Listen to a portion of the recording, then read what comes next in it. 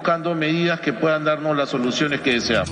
Bueno, y escuchábamos entonces las declaraciones del presidente del Consejo de Ministros, Gustavo Adrianzen, pero hay otro tema también que preocupa, que tiene que ver con el incremento de la remuneración mínima vital. Ha habido reuniones en el Consejo Nacional del Trabajo, han habido declaraciones desde el gobierno por parte del ministro del Sector de Trabajo y Promoción del Empleo, pero ayer lo que se filtró fue que en una de las últimas reuniones el gobierno, a través del Ministerio de Trabajo, en el Consejo Nacional del Sector del Trabajo, justamente pues se había ajustado esta propuesta de aumento salarial de 120 a 105 soles, algo que para muchos cayó como un balde de agua fría. Queremos tocar este tema desde los diferentes ángulos, algunos están a favor, otros están en contra, por eso tenemos a nuestros invitados a quienes voy a pasar a presentar.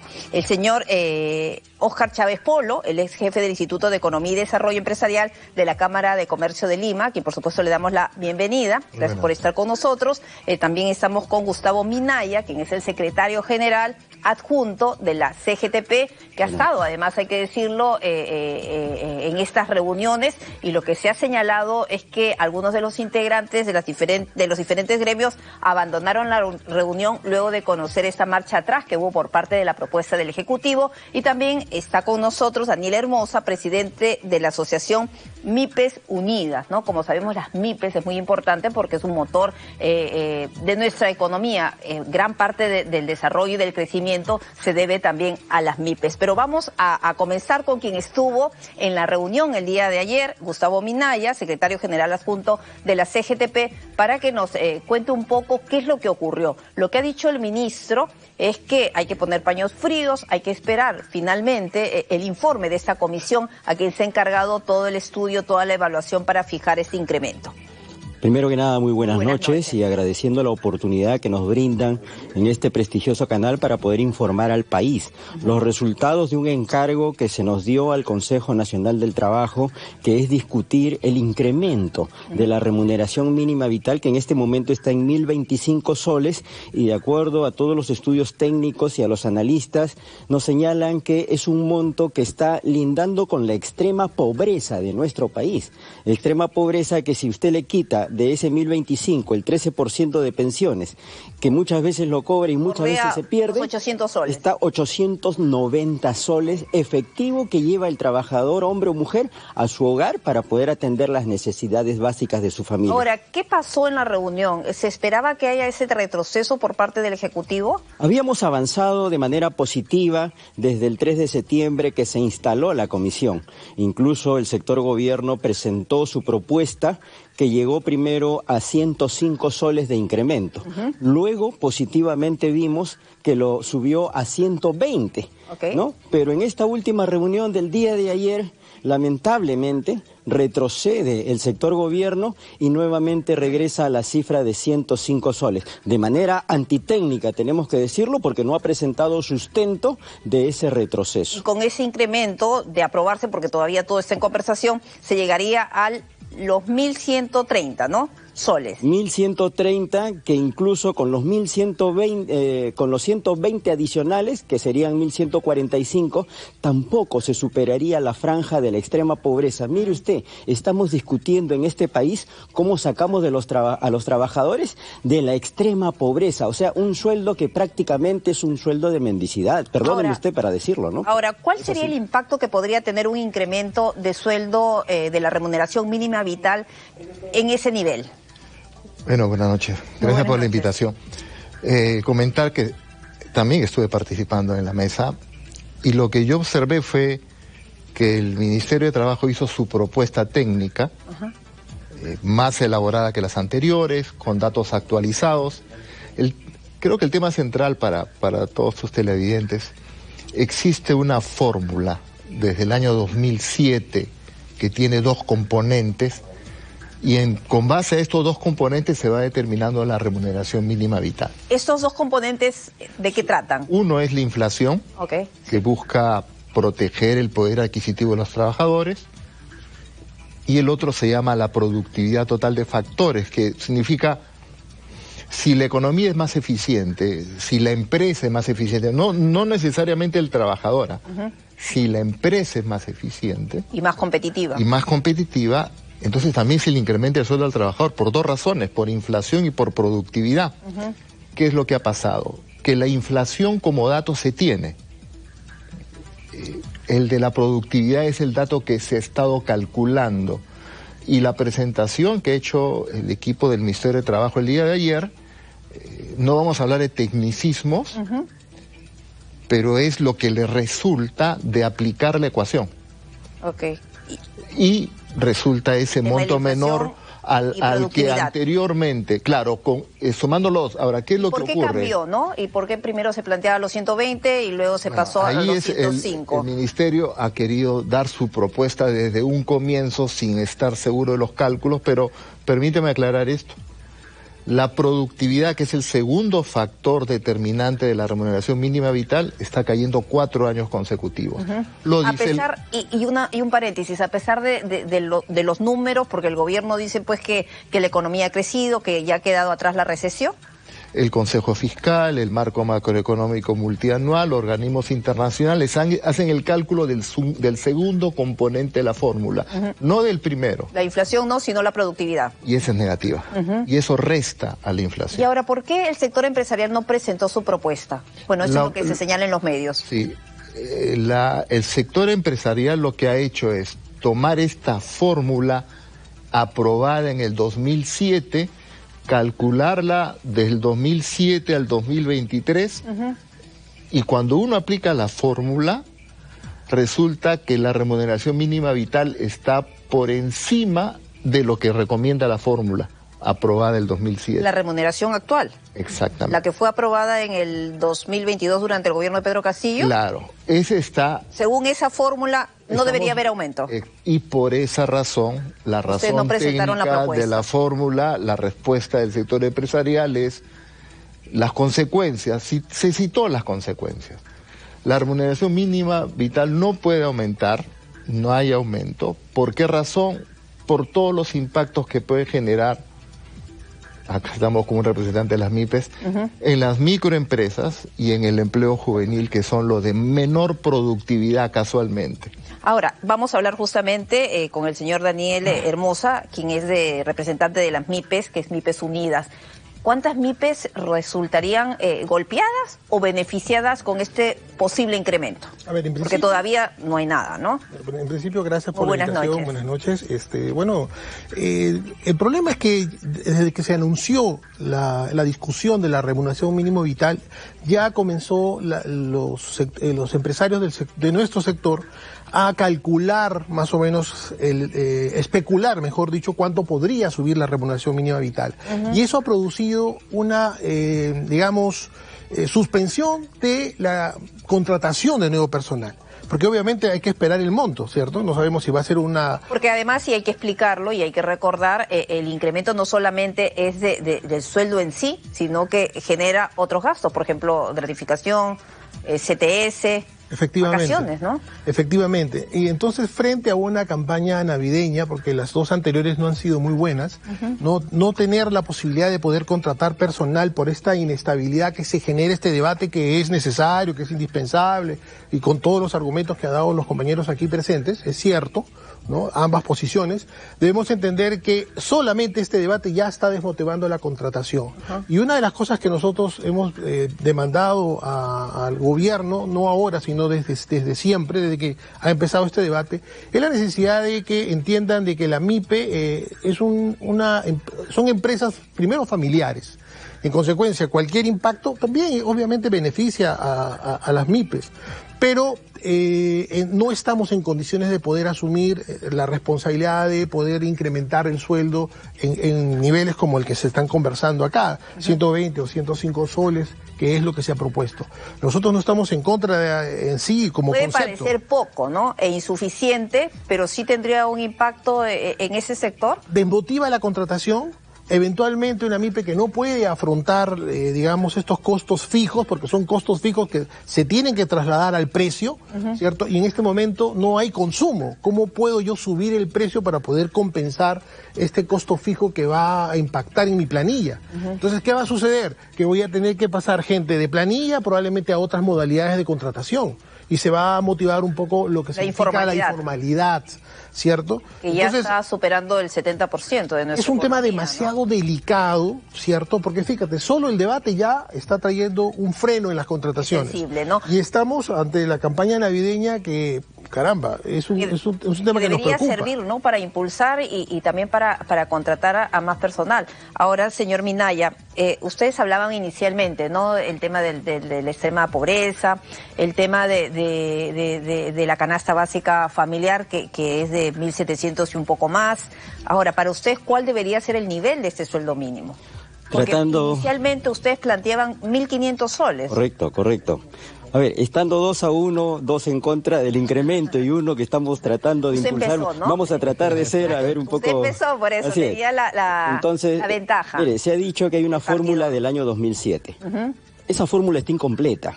Y eso es lo que no se dice. La de inflación con productividad. Y eso es lo que no se dice. Está incompleta porque no se han aprobado todos los factores que nos llevan a utilizar esa fórmula para poder institucionalizar el incremento periódico de la remuneración mínima vital. Por eso, en la sesión... ¿De qué manera se tendría que institucionalizar? Ese es el encargo. Eso es lo que había dicho el ministro de Trabajo, ¿no? Ese es el encargo que tenemos. De eso, ¿no? Y estas sesiones de la comisión justamente están divididas en dos partes. La primero ponernos de acuerdo en el monto del incremento. Que todos estuvimos de acuerdo cuando inauguramos la comisión de que tenía que haber un incremento de la remuneración mínima vital. Por eso, ¿el sector empresarial estaba de acuerdo? Mencionaron en mesa que sí, ellos estaban dispuestos a proponer una cifra. Luego, respetamos su posición, pero ahí están los resultados.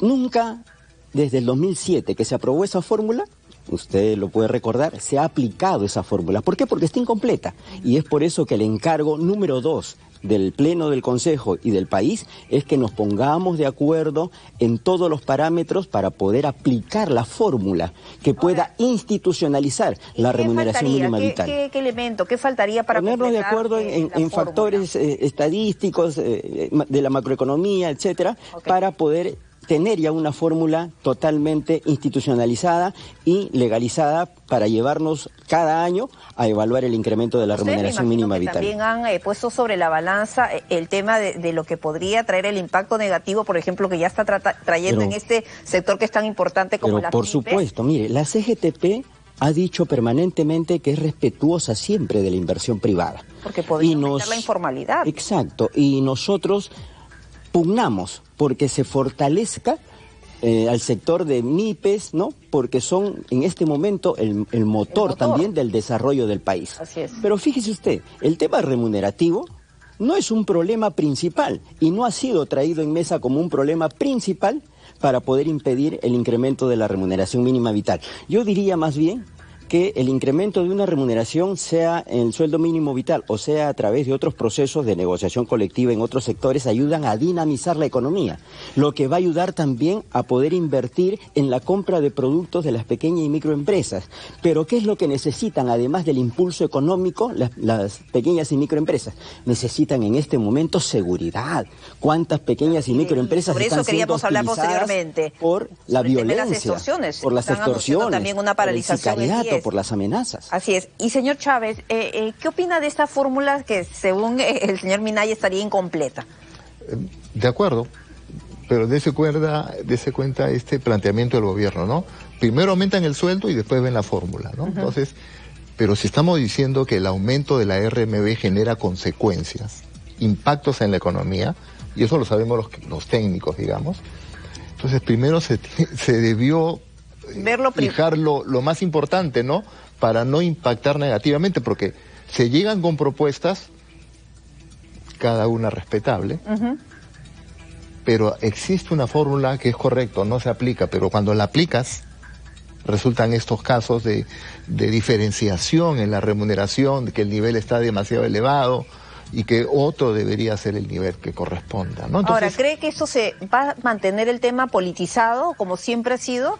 Lo que yo creo es que debemos buscar y priorizar este mecanismo, como han dicho muy bien, de institucionalizar la remuneración mínima vital, para no estar en estas reuniones de cada cierto tiempo y donde vamos discutiendo y no nos ponemos de acuerdo. Ahora, ¿qué ha pasado, no? Porque yo recuerdo que el ministro de Trabajo dijo eso, ¿no? Incluso él había regresado de su viaje, había estado con los altos funcionarios de la OIT, en Europa, en Ginebra, si no me equivoco, y estaba pues muy entusiasmado con el tema de la institucionalización de este tema que es tan sensible para evitar este tipo de situaciones. ¿Qué es lo que ha ocurrido? ¿Por qué no se ha visto eso primero y luego lo de los montos? Bueno, nosotros hemos recibido el encargo de discutir el de la remuneración, pero nosotros tenemos que apoyarnos de materiales técnicas, definitivamente. Entonces, el tema de productividad para nosotros, y vuelvo a repetir, Consejo Fiscal, Banco Central, Marco Macroeconómico Multianual, organismos internacionales señalan que la productividad de factores del Perú ha caído 3-4 años. Y ante eso, ¿qué podemos? Y con ese panorama no se puede afrontar ningún incremento. Va a ser muy complicado porque el 95%, siempre decimos nosotros en la Cámara de Comercio, no somos MIPES en el Perú. 95% son microempresas, 4% son pequeñas empresas. Entonces son el 95% del universo empresarial el que se va a ver dificultado de enfrentar una remuneración mínima vital. Además del empleo juvenil que usted señaló. El empleo, nosotros hicimos un trabajo, como Cámara de Comercio hicimos un trabajo hace un mes. 4 millones de peruanos tienen una segunda chamba. O sea, no se quedan con el brazo cruzado. No estoy esperando que la RMB suba para yo poder cumplir con mi... Busco un segundo trabajo, una segunda chamba, busco un cachuelo, pero algo importante también advertir, ¿no? El empleo juvenil en el sector informal está cayendo. En el empleo formal crece mínimamente. Ahora, y eso va a ser el principal afectado repetimos, por la baja productividad que ellos tienen. Y señora Hermosa, ya lo había adelantado, ¿cuál va a ser el impacto? ¿Cuántas MIPES cerrarían frente a un posible incremento? A ver...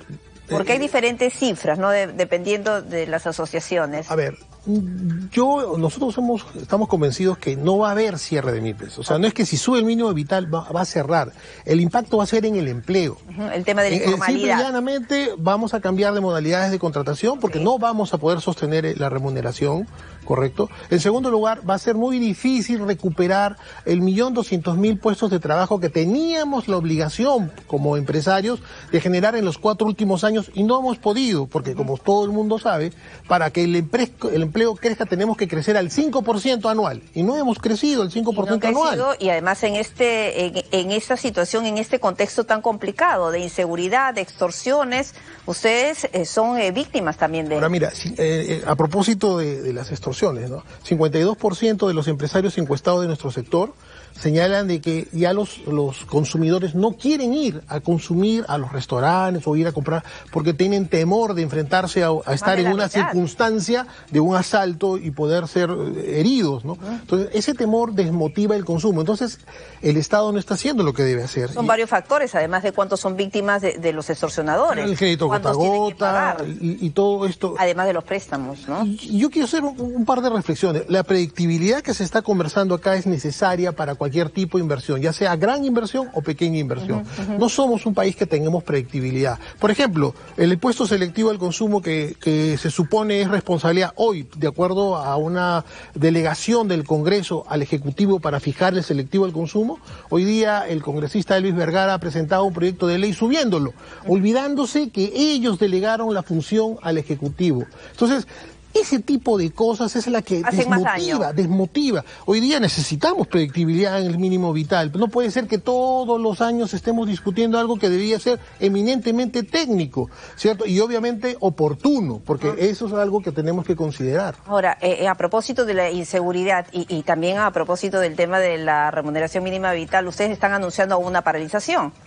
Hemos anunciado una gran movilización para este 17 de octubre por el tema de los derechos laborales, el tema del derecho al trabajo, de la libertad sindical, que este gobierno no los está respetando. Y lamentablemente el Ministerio de Trabajo no cumple acciones efectivas de fiscalización y de sanción para los empresarios irresponsables. No digo que todos lo sean, pero hay empresarios que lamentablemente no cumplen con su rol de construir el país respetando los derechos laborales. Nosotros, ¿qué le dirían a la presidenta Dina Boluarte? Lo hemos dicho incansablemente, que asuma el liderazgo, uno, del respeto de los derechos de manera general de la ciudadanía y entre ellos el de la clase trabajadora. Segundo, que asuma el liderazgo para combatir el crimen. No podemos tener pequeños negocios, bodegas, mototaxistas, etcétera, que están asolados por el crimen organizado y por el sicariato, el cobro de cupos, etcétera.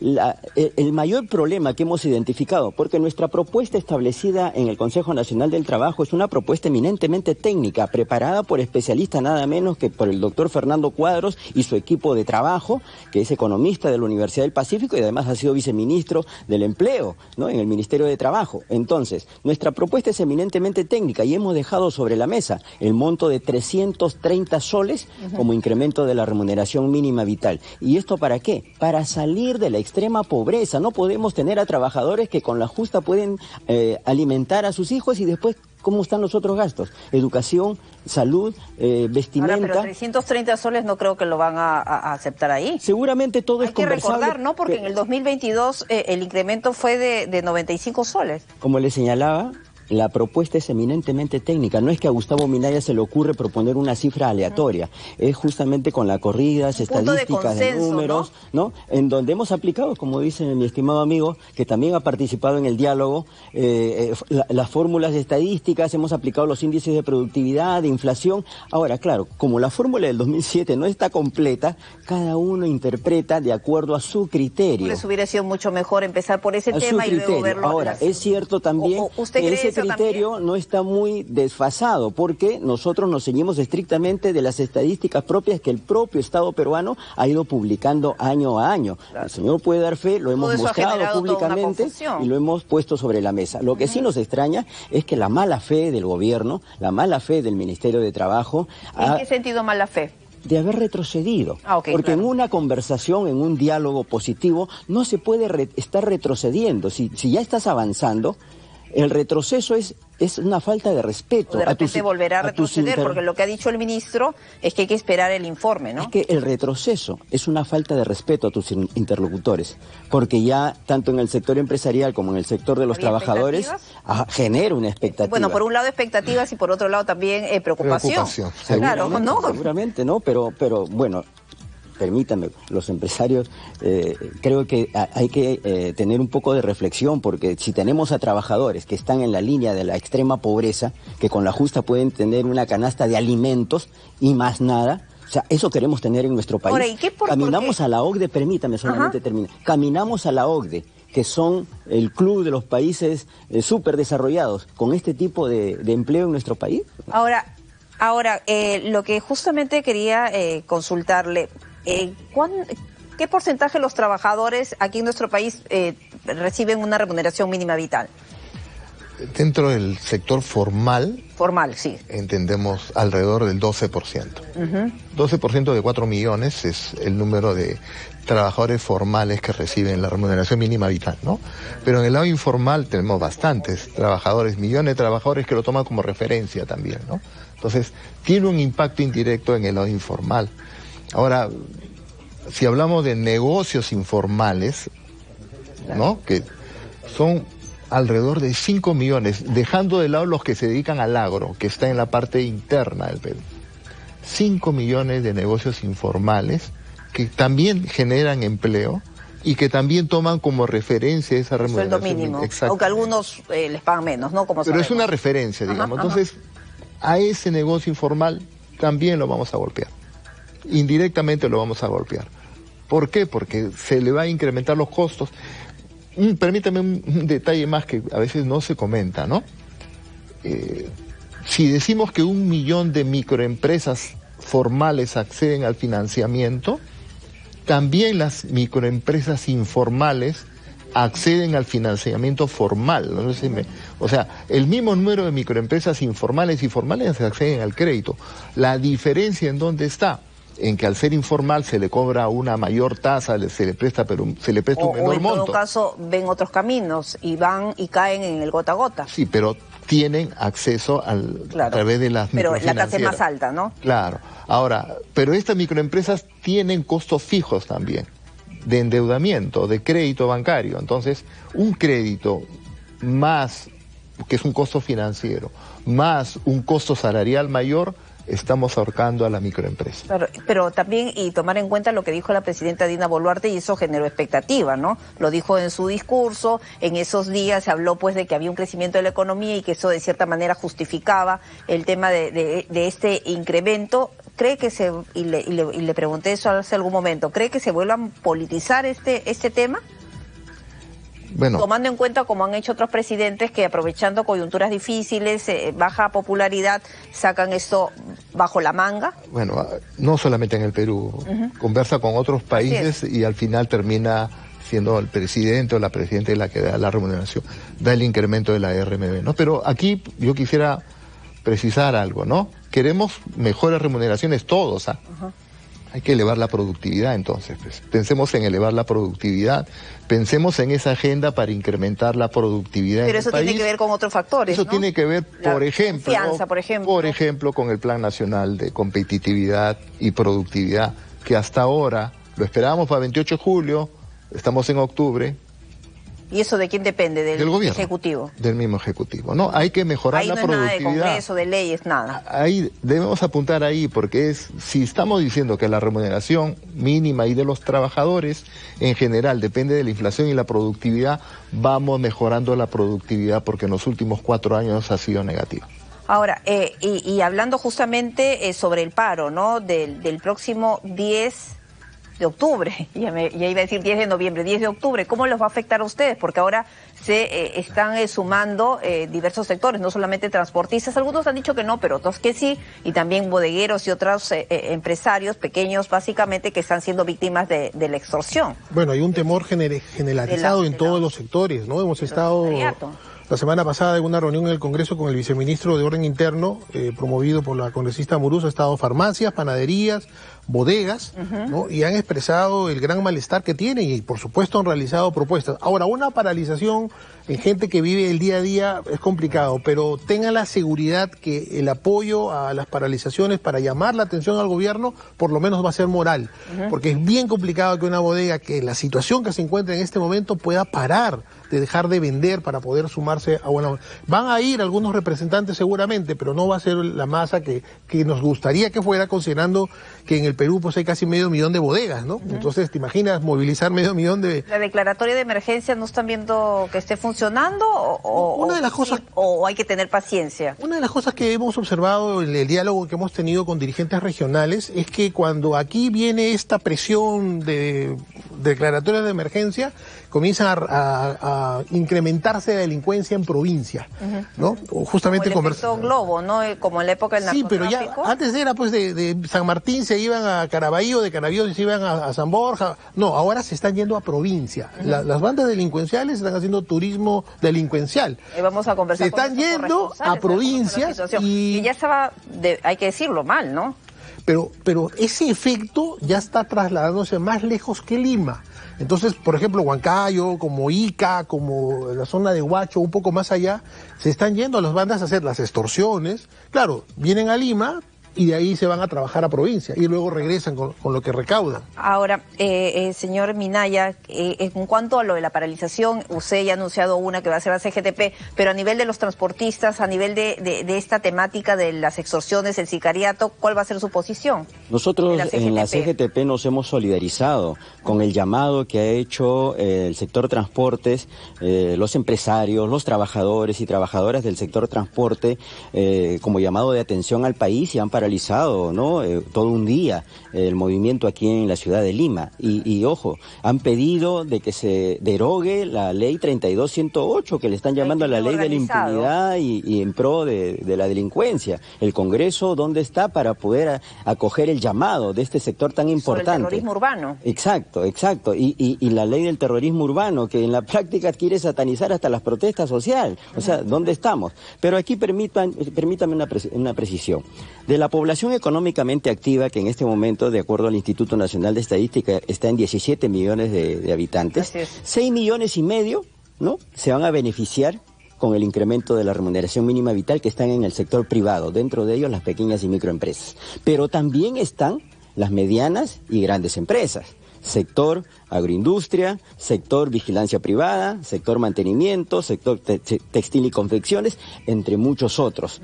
¿Qué pasa con los empresarios que no le dan una mirada a sus trabajadores? Porque nosotros queremos salir de la extrema pobreza en la que se tienen con esta remuneración de 1.025 soles. Y también en el gobierno, en el sector público, cerca de 800.000 trabajadores en el sector público ganan la remuneración mínima vital. Fuente, Instituto Nacional de Estadística. Queremos reactivar las pequeñas y microempresas. Yo estoy de acuerdo con las declaraciones que en algún momento dio mi estimado amigo que está aquí acompañándonos, de que el Estado peruano tiene que pagar la deuda social que tiene con las pequeñas y microempresas, que confían en el Estado, brindándoles servicios, brindándoles productos, y les hacen el perro muerto. O sea, ¿cómo vamos a explicarle eso? ¿Quieren reactivar la economía? Páguenle la deuda. Claro, ahora, y desde la Cámara de Comercio de Lima, ¿qué implica esta nueva paralización de darse? ¿Cuáles son las pérdidas para el país? ¿Se refiere al del día jueves? La del 10. Sí, hemos hecho estimaciones, ¿no? Hay sectores que... comercio y servicios son los sectores que más se ven afectados, ¿no? Restaurantes, hoteles, pequeños negocios comerciales. Y hacer un comentario ahí, por ejemplo... Restaurantes y hoteles es uno de los pocos sectores que que aún no recupera su nivel prepandemia. Y han pasado 4 años. Y aún está por debajo de su nivel de prepandemia. Algo que no ocurrió en otros países de la región, por ejemplo. Exactamente, ¿no? Entonces, por temas, estos problemas que estamos comentando, micros, ¿no? Y las paralizaciones, evidentemente, pero sí afecta más al peruano que trabaja en el día a día, ¿no? El que gana su ingreso por cada día que trabaja. Claro. Ese es el sector más afectado, que se encuentra en comercio y en servicios. Bueno, muchísimas gracias por haberme acompañado el día de hoy aquí en el programa, en Estación Central, y en realidad es para un tema que preocupa a todos, ¿no? Hemos el día de hoy tenido la presencia del sector empresarial a través de la Cámara de Comercio de Lima, el sector de los trabajadores a través de la CGTP y también, por supuesto, el sector de MIPES, que por supuesto toda nuestra solidaridad, ¿no? Por todo el esfuerzo que hacen para salir adelante día a día, ¿no? En medio de esta situación de inseguridad absoluta. Sí. Muchísimas gracias por haber estado con nosotros. Muchas gracias. Y ojalá, ¿no? Que haya un consenso. Humo blanco. Hasta el momento difícil, pero yo creo que puede haber todavía humo blanco al final del túnel. Que recapacite el gobierno y que el señor ministro ponga orden en sus funcionarios. Bueno, falta el ministro, ¿no? Falta el ministro para tener todos los sectores. Pero se va de viaje y lo esperamos acá más bien, que pueda hacer la labor efectiva, ¿no? Se va a ir de viaje dentro de pocos días. ¿Qué pasa con la sesión del Pleno del Consejo Nacional del Trabajo? ¿Se va a suspender? ¿Se va a dilatar más la espera de los trabajadores del país para el incremento de la remuneración mínima? Perfecto, señor Mina. Ya tenía un poquito más de tiempo para que después no se queje. Muchas gracias. Vamos a una pausa comercial. Volvemos con más.